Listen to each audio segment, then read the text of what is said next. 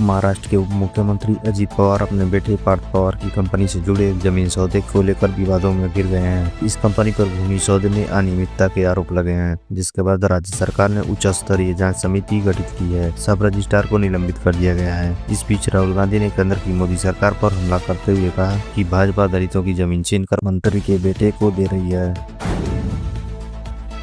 देश की 3 बड़ी टेलीकॉम कंपनियां एयरटेल, जियो और वोडाफोन आइडिया अपने यूजर्स को बड़ा झटका देने की तैयारी में है। दिसंबर 2025 से इन कंपनियों के रिचार्ज और डेटा प्लान महंगे हो सके हैं। अनुमान है कि 199 रुपए वाला प्लान 222 रुपए, जबकि 299 वाला प्लान 330 से 345 रुपए तक पहुंच सकता है। 84 दिन का 2G पर डे प्लान 949 से बढ़कर 999 तक हो सकता है।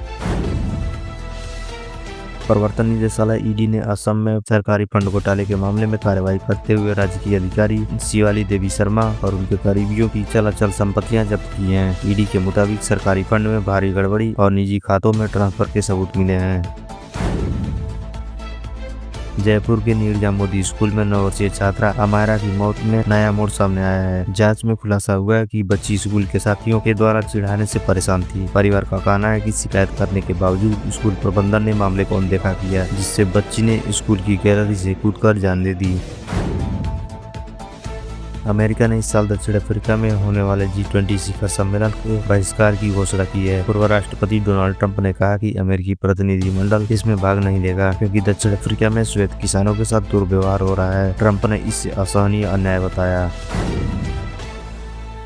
तृणमूल कांग्रेस के सांसद कल्याण बनर्जी साइबर धोखाधड़ी का शिकार हुए हैं। रिपोर्ट के अनुसार उनके निष्क्रिय पड़े SBI खाते को फर्जी दस्तावेजों से फिर से सक्रिय कर 55 लाख रुपए से अधिक की रकम निकाल ली गई। पुलिस ने साइबर सेल को जांच सौंप दी है। बिहार विधानसभा चुनाव के मद्देनजर अमित शाह ने मतदाताओं से अपील की है कि थोड़ी सी गलती हुई तो बिहार में फिर जंगल राज लौट आएगा। उन्होंने जनता से NDA को मजबूत करने की अपील की।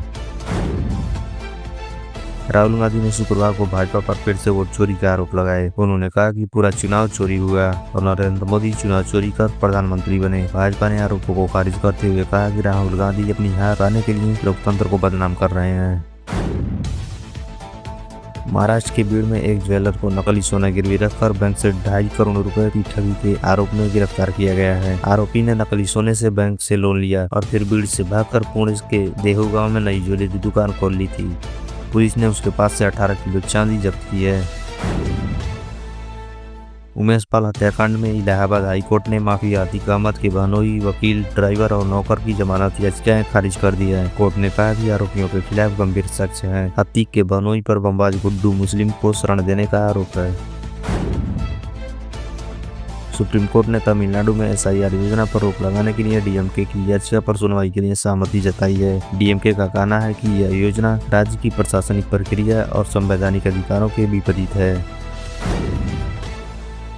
कृत्रिम बुद्धिमत्ता कंपनी OpenAI पर 7 मुकदमे दर्ज हुए हैं। आरोप है कि ChatGPT ने कुछ लोगों को आत्महत्या के लिए उकसाया और भ्रमित किया। कैलिफोर्निया की अदालत में दर्ज मुकदमों में लापरवाही और गलत कारण से मौत के आरोप शामिल हैं।